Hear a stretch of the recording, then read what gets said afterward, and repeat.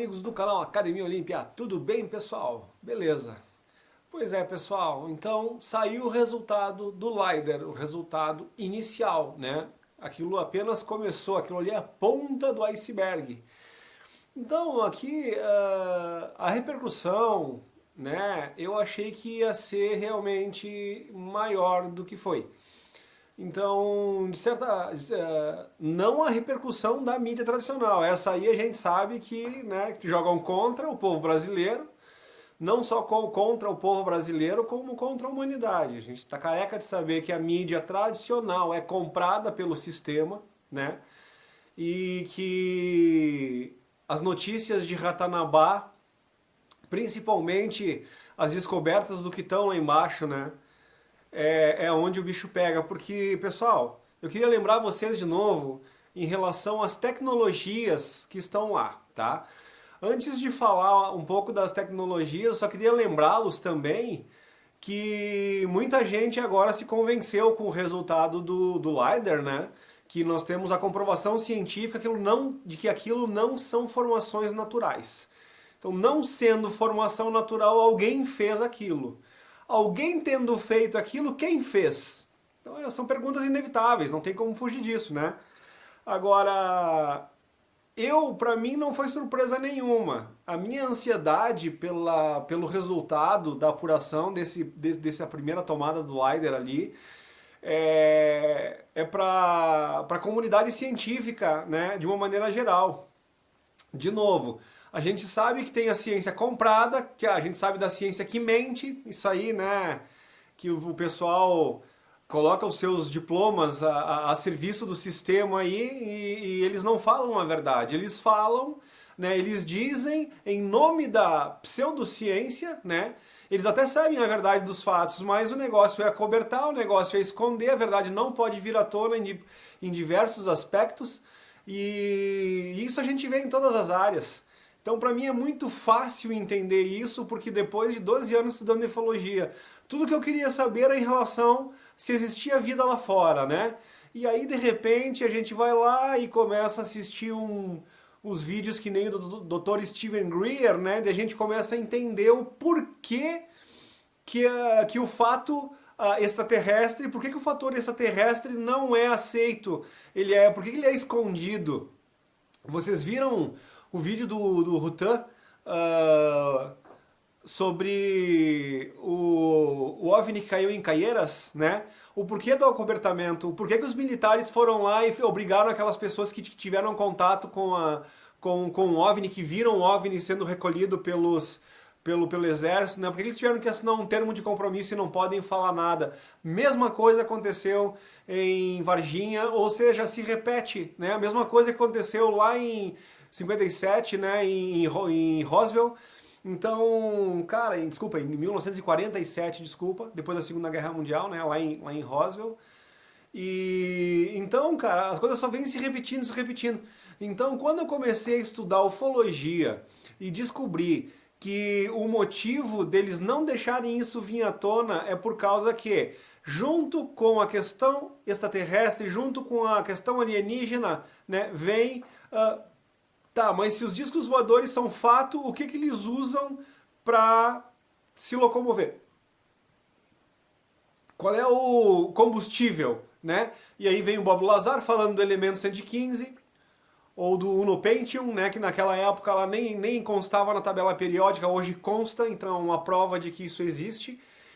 E quando eles constatam que, através da retroengenharia ou engenharia reversa das naves, eles encontravam pequenos aparelhos, segundo o relato do Bob Lazar, né, pequenos aparelhos no interior dos discos voadores que davam energia ilimitada para suprir tudo que a nave precisava fazer, e aí tu pensa num aparelhinho desse na tua casa, né?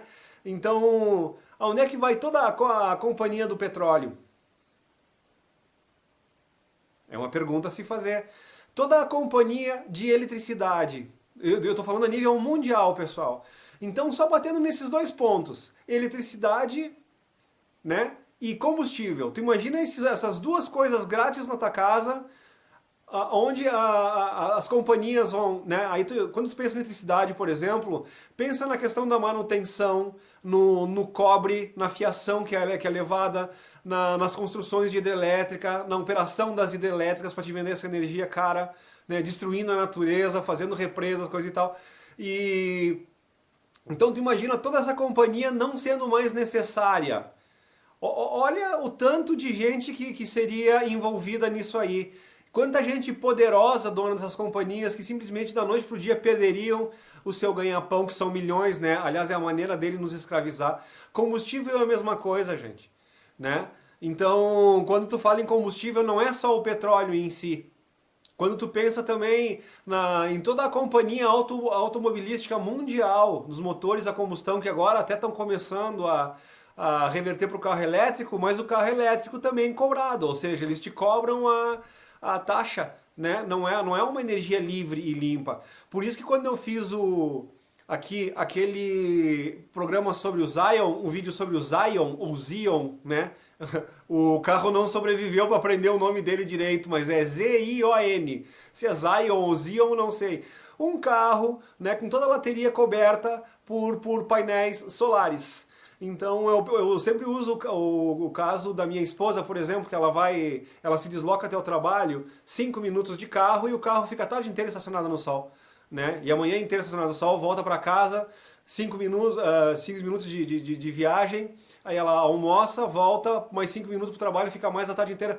Ou seja, tu praticamente nunca precisaria colocar combustível, ele estaria sempre se autocarregando, né? A bateria estaria sempre se autocarregando, a bateria solar. Então nós já temos a tecnologia de coletar, né, painéis solares, já o pessoal vende painel solar à torta direito, mas não no carro, né? E aí tu te pergunta, por que não no carro? Alguém pensou, no carro sim, olha que legal. Aí criaram um tal do Zion, né? Aí quando eu vim aqui e fiz o vídeo de que nós deveríamos boicotar esses carros elétricos que não vêm com as carcaças com painel solar, ali o sistema percebeu que mesmo meu canal sendo pequenininho, devia ter lá meus 6, 7 mil inscritos naquela época lá, ali começou o congelamento, ali começou o boicote da plataforma. Ali eu percebi que... Eu até conto sempre aquela piada, né, gente, do índio que foi tentar prender uma locomotiva a laço, ele nunca tinha visto uma locomotiva, né? Aí ele foi lá e tentou prender a locomotiva, a primeira vez que ele viu uma lá nos Estados Unidos, lá né, em 1800 e pouco lá e tal. Essa locomotiva arrastou aquele índio e o índio ficou todo esfolado, né? Aí depois um dia levaram esse índio para uma cidade, ele viu um ferrorama, aquele trenzinho de brinquedo numa vitrine, ele foi lá e destruiu todo o trenzinho e todo mundo, mas ô índio, tu tá louco? Aí ele disse assim, não, tu tem que destruir isso aí enquanto ele é pequeno, porque depois que cresce tu não dá mais conta. Então... né, eu acho que eu era o ferrorama, ameaçando o sistema. Eles tentaram me boicotar de pequenininho. E tanto que cara. O meu canal cresceu até os 24 mil inscritos, tá 24.500 ali, e simplesmente assim, ó, congelaram absolutamente o meu canal. Tem 1 ano e pouco, eu acho, que eu tô nesse tanto de inscritos. Ele não sai de jeito nenhum. E chega a ser hilário. Tu olha os números, tu vê sempre assim... nas estatísticas, nos últimos 28 dias teve 200 e tantos novos inscritos, 309 tantos inscritos, né? E tu vê, todo dia tu vê isso, só que assim, ó, não sai dos 24.500. Então eles congelam na cara dura. E agora tu ouve o próprio YouTube dizendo, a gente está restringindo os conteúdos que nós achamos nocivos para o sistema. E estamos premiando, ou seja, se for um conteúdo que nem uma Anitta rebolando rabo, daí vai ser premiado, daí vai lá pra cima, eles até são capazes de colocar inscrito no teu canal que não existe. Agora, se tu fala de uma coisa que vai beneficiar a humanidade e vai contra o sistema, né, aí eles vão te boicotar, vão congelar. Então tu vê todos os canais que são de direita, que ajudam o nosso presidente, que está lutando contra o sistema mundial, tu vê assim boicote total. O exemplo dessa última live que o presidente fez lá no podcast lá do Igor, né? O Flow Podcast lá, por exemplo. Aí se tu não for no canal do cara, tu não acessa, né? Se tu botar assim por cima, digitar lá da entrevista que o Bolsonaro fez lá e tal, a plataforma não vai te mostrar isso aí. Eles vão te mostrar um monte de outras coisas lá e não te mostram isso. Então, fica escancarado, gente. Tá na cara dura, assim, que a gente vê todos os boicotes que eles fazem a tudo que é antissistema. Todo mundo que aponta o sistema para melhorar a vida do povo, para que o povo tenha, né, o sistema de controle, vai lá e boicota. Ou seja, isso está ficando já mais do que na cara, né? A gente vê o nosso próprio STF aqui totalmente na mão do sistema, totalmente anti-povo, totalmente a favor de colocar um sistema de controle. A gente vê os caras tentando colocar o ex-presidiário lá, né? Por quê? Por causa que ele é um cara que vai favorecer o sistema. Ele é um cara que vai venezuelizar o Brasil, da mesma forma que a gente está vendo com a Argentina, né? E aí eu fico me perguntando, a gente não quer falar sobre política aqui, propriamente dita, mas o sistema usa política para escravizar as pessoas. Isso é notório. Então é só tu ver, em todos os lugares onde a esquerda sumiu, vão lá e ver como é que está o país, vê se o país está contente aonde a esquerda sumiu. Quem é que imaginou que os Estados Unidos ia estar do jeito que ele está hoje? Quem é que imaginou, alguns anos atrás, os Estados Unidos, aquela potência, cara, o sonho americano, sendo destruído depois que o Joe Biden foi lá e assumiu? Então tá na cara, gente, todos os lugares aonde a esquerda sumiu, tá na cara o que está acontecendo, né? Aí vem aqui o Haddad aqui no Brasil, aí falando do George Soros, né? O Enéas falava do George Soros lá na década de 80, 40 anos atrás, ele alertava o maior traficante aí da face da terra aí, né? É só ver lá no programa do Ratinho lá, o Enéas já alertando, né, cara? E aí vem o outro falar da Global Society, parece que é o nome do negócio lá. Ou seja, cara, que pesquisa um pouco, quem vai atrás disso aí, tá careca de saber tudo isso aí. Então a gente vai descobrindo essas coisas, a gente fica impressionado como tem muita gente ainda que não abriu os olhos para essas questões. Todas que estão acontecendo. E Ratanabá, gente, vai totalmente no mesmo segmento, antissistema e anticontrole. Então, não é só, que interessante, tem umas pirâmides lá embaixo. Não, pessoal, o problema é que se tu for averiguar a origem dessas pirâmides, como elas foram construídas, quem construiu, e como o Urandir sempre está falando o que tem lá embaixo, né? Por quê? Antes assim, pessoal, mas como que o Urandir descobriu? Agora veio um monte de gente dizendo, mas nós sabíamos que tinha lá. Então por que não foram lá? Por que eles esperaram para o Dáquila ter que vir na notícia? Então, ó, papo furado, gente. Papo furado. E como que o Urandir sabia o que estava lá? Porque alguém falou para ele. Quem falou para ele? O nosso amigo Bill, né? Que a imprensa tentou difamar, tentou mentir lá sobre o negócio do ET Bilu que inventaram. E aí sempre quando eu falava aqui no ET Bilu era aquele kkk, aquele, nossa, como é que pode acreditar nisso, não sei o quê. Aí engraçado, né? Depois que a gente foi lá e desmascarou Record, desmascarou Danilo Gentili, desmascarou CQC, desmascarou o tal do João Mesquita, né? Depois que o Sérgio Sacani, o Gevaer, todos foram desafiados a debater sobre a análise que o documentarista, ou o Rutan lá, fez em cima, o pessoal tá todo sumindo, todo mundo se escondendo. Por que, se a verdade está do lado deles? Por que eles estão se escondendo tanto? Né? Então a gente começa a linkar os pontinhos e ver uma coisa linkando na outra. Então a verdade sendo escancarada na nossa frente, todas as pecinhas do quebra-cabeça começam a se encaixar e a gente consegue ter um panorama geral sobre o que está acontecendo. E algumas pessoas ainda insistem, né, em não querer enxergar o negócio, não querer enxergar os benefícios que isso pode trazer pra gente. Aí mistura isso com aquele complexo de vira-lata. Não pode ser no Brasil uma coisa tão boa para os brasileiros. Os brasileiros não podem ser portadores de uma riqueza tão grande, arqueológica, né, que vai mudar com a história da humanidade. Não pode, imagina. Aí lá na Bolívia, se os alemães vão lá e descobrem lá, os alemães descobrem, tem uma pirâmide lá, aí tudo bem, tudo certo, aí o LiDAR é verdade, aí 2, 3 imagens de LiDAR, né, a imprensa vai lá e endossa, olha que bacana, blá, blá, blá, descobriram coisa, aí descobrem no Brasil uma coisa muito mais detalhada, que é nossa, uma coisa muito mais abrangente que foi feito, e daí tu não vê um pio da imprensa, né, e daí de novo, aquele pessoal que vinha aqui falar kkk do ET Bilu, cadê vocês? Né? E agora o Ozzy Pena, Rata na Batata, e agora Ozzy Pena, Débora Barbosa, e agora que saiu o resultado do LiDAR e comprovou o que tá lá, cadê o Sérgio Sacani, né? Cadê os cientistas de plantão aí, se escondendo, tudo se escondendo?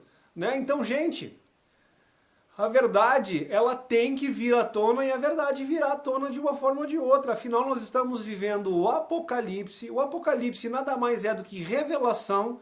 Então nós estamos tendo todas essas revelações de tudo isso que está vindo à tona, gente. Sabe, essa questão alienígena, é OVNI caindo para cá e para lá, avistamentos da torto e a direito. Aí amanhece um buraco lá no Chile, no deserto do Atacama, no Chile, né, se não me falha a memória, lá 32 metros de diâmetro, que parece cabe um prédio de 25 andares, apareceu da noite pro dia, não choveu, não teve nada, um buraco bem redondinho, né, coisa e tal, e as pessoas, alguns, querem atribuir isso a alguns fenômenos naturais. Então chega um ponto assim que parece que o cérebro humano, eu acho que eu vou começar a cuidar quando eu saio na rua, eu vou começar a olhar pelo ouvido das pessoas, porque a impressão que eu tenho é que o cérebro está começando a derreter e vai começar a escorrer pelo ouvido num determinado momento, né? Porque as pessoas perderam a capacidade de raciocinar. Cadê a intelectualidade das pessoas, gente? Com tudo que está vindo à tona, as pessoas não param para se perguntar o que está acontecendo nesse mundo, gente. Entendeu? Então, outra coisa em relação ao ET Bilu também é... Primeiro, não é porque não existe, porque não tem coisa e tal. Aí quando fica escancarado que tem, aí não, aí é coisa do demônio. Aí eu pergunto, cara, aí muitos desses que lê a Bíblia, né, que são aqueles fissurados na Bíblia, aqueles carola, né, que nunca pararam para se perguntar quem escreveu, por que escreveu, como escreveu, não, aí não.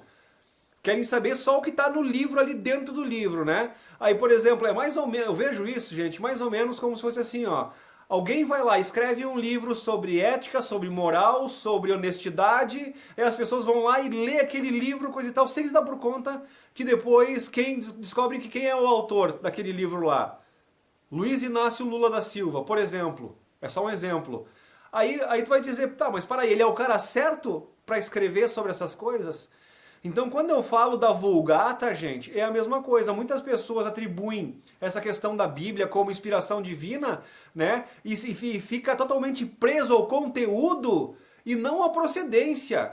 Gente, a gente tem que combinar as coisas, a gente tem que equilibrar as coisas entre o conteúdo e a procedência, né? Se o conteúdo pode até ser atrativo, mas tu descobre que a procedência, quem escreveu aquilo não tem, digamos assim, as credenciais que deveriam ter para dar credibilidade àquilo, tu vai ficar em dúvida daquilo ali, no mínimo.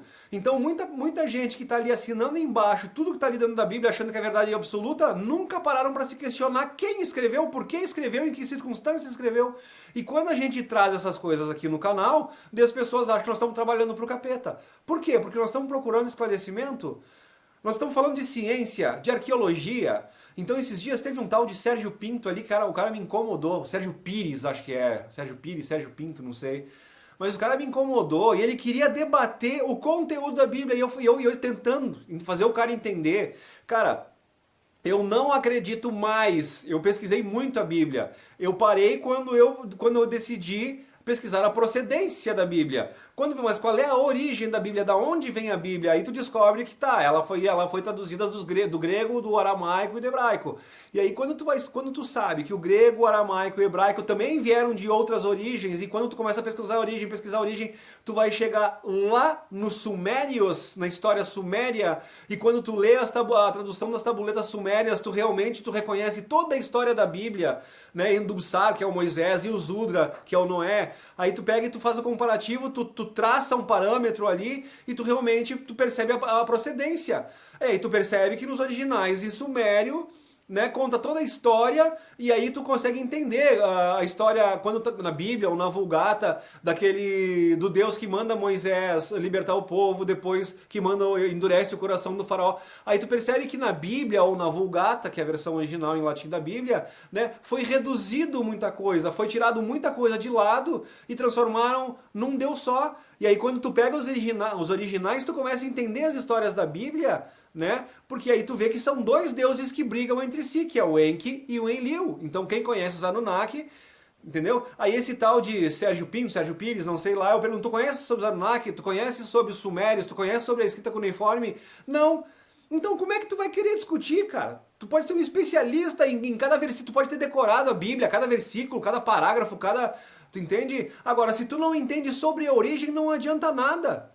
Por quê? Porque tu tá pegando uma versão adulterada dos escritos originais, cara. Tu entendeu? Então as pessoas querem vir brigar com a gente aqui, cara, mas assim, ó, vai estudar, meu amigo. Vai estudar, te aprofunda em arqueologia, te aprofunda em história, te aprofunda em antropologia. Tu vai perceber que tem muita coisa que a ciência tradicional nos diz que não bate com a realidade quando tu começa a verificar esse tipo de coisa tudo. Então é bem complexo essa discussão, entendeu? Aí os caras vêm querer dar uma de especialista pra cima de ti. Pô, e cara, quanto mais eu aprendo, mais eu percebo que eu não sei nada e que tem um mundo escondido da gente aí. E aí aquele pessoal que caminhou um pouquinho ali, não sabe nada dessas coisas que nós já estudamos, eles vêm querer bater o pé em cima da gente, cara. Pô, aí é boa já. Aí, educadamente, às vezes tu diz pra pessoa assim, ó, cara, eu não quero nem discutir isso. Fica com tuas crenças, coisa e tal. Aí tu dá chance pro cara seguir o caminho dele, foi, sabe? Ele veio aqui, entrou no teu canal, assistiu o teu vídeo, entrou nos teus comentários e quis debater contigo. Aí tu diz, cara, ó, né, a minha questão é outra, a minha visão é outra, eu te respeito. Não, aí o cara insiste, aí começa a te chamar de mentiroso, coisa e tal. Aí quando tu vê, tu te obriga a devolver na mesma moeda, cara. E aí foi, o cara tive que dar uma chulapada nele, né, até o cara desapareceu daqui do canal. Acho que talvez tenha criado a consciência, né? Quando percebe que ele não tem mais argumento, quando acaba os argumentos, ele quer argumentar contigo dentro do que está ali no miolo da Bíblia. Aí quando diz para ele, mas meu querido, vamos discutir a procedência da Bíblia, aí ele percebe que ele não sabe nada sobre a procedência da Bíblia, aí ele se obriga a tirar o time de campo. Por quê? Porque falta argumentação. Né? E não tem argumentação contra os fatos. Aí tu pergunta pro cara, tu conhece o Zacarias Sitchin? Tu conhece Samuel Noah Kramer? Tu conhece Federico Lara Peinado? Os caras que tiveram acesso, né, linguistas, historiadores, tradutores do Sumério, que estudaram lá e que trazem o que nós temos aí, o próprio Andon Park também, né? E trazem o que a gente tem a respeito das traduções, da escrita cuneiforme, das placas que foram encontradas, que são reconhecidas pela arqueologia. Tu entende? Então as pessoas, se tu não tem acesso a isso, se tu não estudou isso aí, não adianta tu querer vir debater, cara, porque tu não sabe nada sobre a origem da Bíblia. Não sabe nada, cara. Entendeu? E aí fica uma coisa vazia. Tu fica tentando provar os argumentos pelos argumentos em si, das coisas que estão dentro da Bíblia, só que se tu não sabe a origem daquilo ali, a tua argumentação é falha.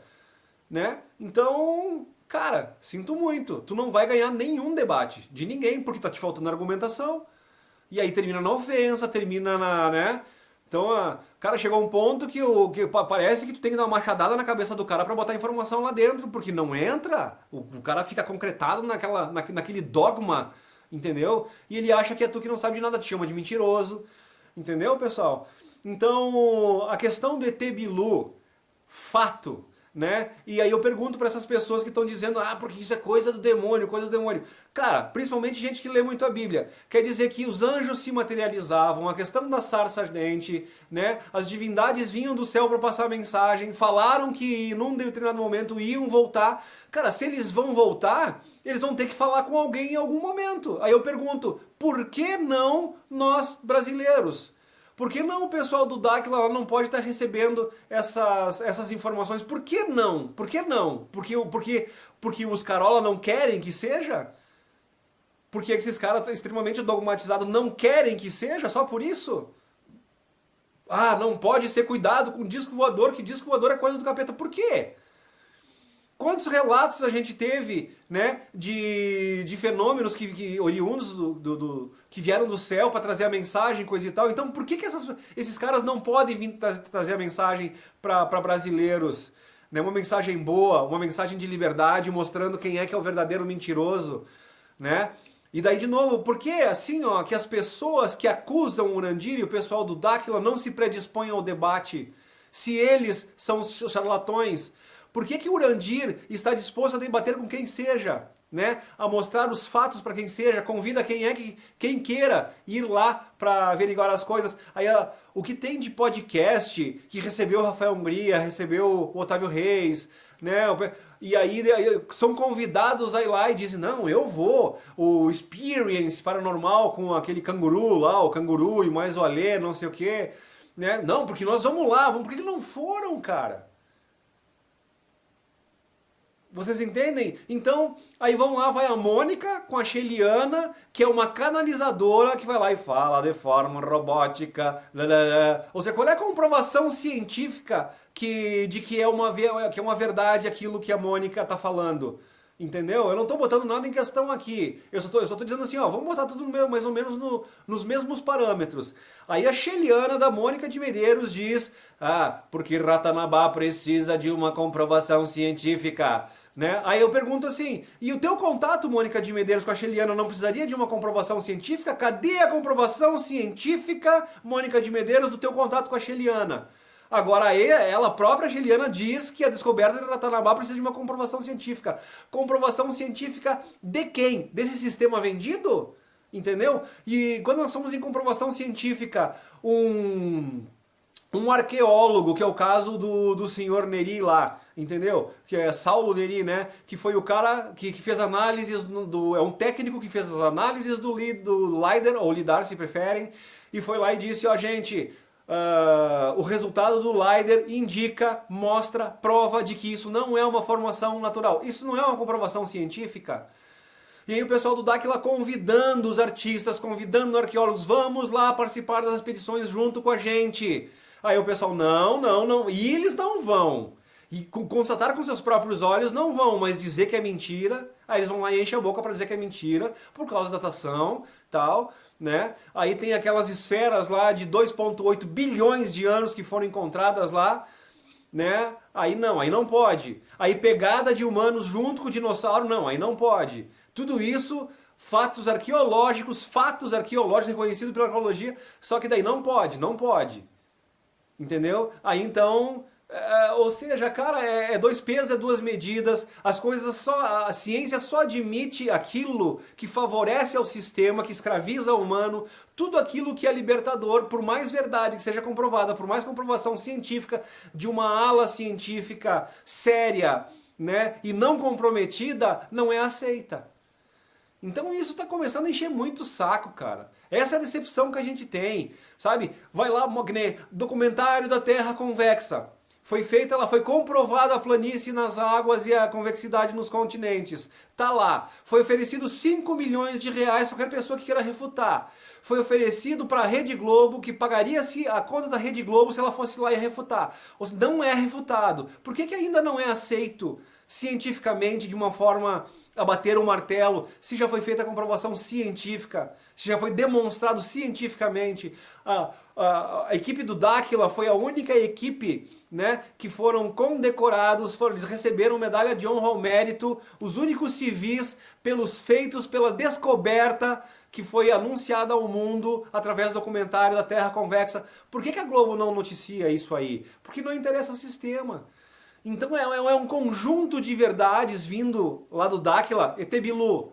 Trouxeram ET Bilu para o mundo ver, né? Mostraram, provaram. Tava lá o Danilo Gentili, mostrei aqui, o Rotan mostrou também.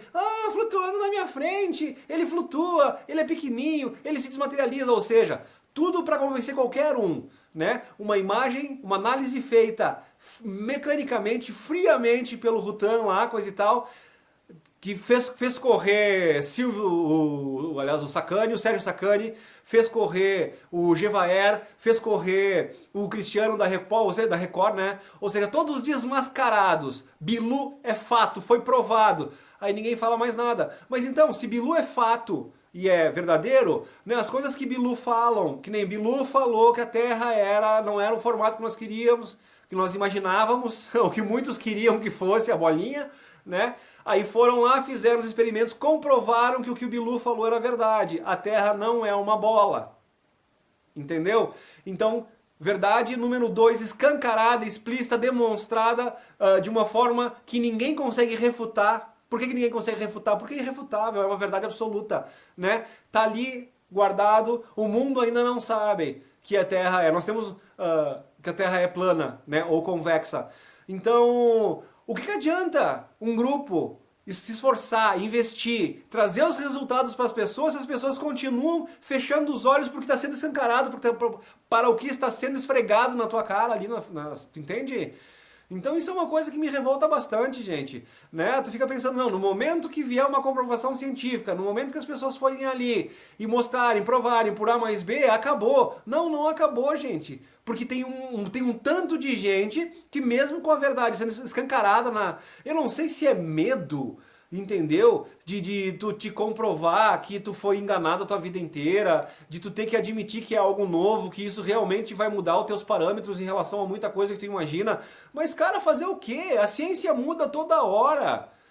Sabe, coisas que se achavam que não era, passam a se achar que é diferente, porque em algum momento se comprovam essas coisas e a gente tem que passar a conviver com isso e fazer o quê? Agora, o que mais me dói é quando comprovações que nem essa de Ratanabá, que segundo o Urandir está falando, tem tecnologias maravilhosas, libertadoras, que é pro bem de todo mundo. Então, em vez das pessoas pegar e agora, não, então antes era bom demais para ser verdade, né? Então, agora que vem o Leider e comprova cientificamente, é fato, Ratanabá é fato, não é natural, as formações não são naturais, tem uma cidade ali, teve uma civilização ali. Entendeu? Então isso, o pessoal do Dáquila está dizendo que tem lá embaixo é extremamente benéfico para nós e a gente ainda insiste em não querer ver uma realidade escancarada, esfregada na nossa cara. Até quando, gente? Até quando essa postura imbecil, infantil, de não querer dar o braço a torcer de uma forma, de uma teimosia, entendeu? Que só nos traz malefício. Entendeu? Quando a gente passa ao ceticismo, e esse ceticismo passa a ser exagerado e é trocado por uma teimosia, porque eu não quero dar o braço a torcer, é porque é ego. Qual é que é o problema das pessoas? Né?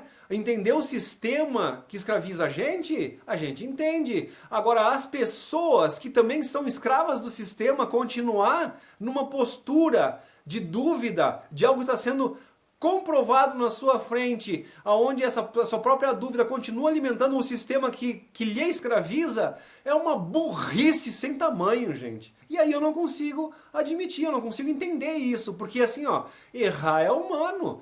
Agora, persistir no erro é burrice demais, pessoas. Então eu fico perguntando, até quando a gente vai ser burro o suficiente, negacionista extremo, para negar essas coisas que estão sendo escancaradas na nossa frente, esfregadas na nossa cara, verdades que nos beneficiam, e a gente está tentando ainda, né? Aí eu fico pensando, né, que alguém uma vez disse que a felicidade é como fosse uma bola de futebol. A gente corre atrás, quando chega perto a gente enfia uma bica nela, joga para longe e prossegue o jogo. É, meus amigos, a felicidade está diante dos nossos olhos. E a gente vai tratar como uma bola de futebol? Vamos enfiar uma bica nessa felicidade para continuar correndo eternamente atrás de alguma coisa, sendo que ela está ao nosso alcance? Vamos deixar de ser burro, pessoal?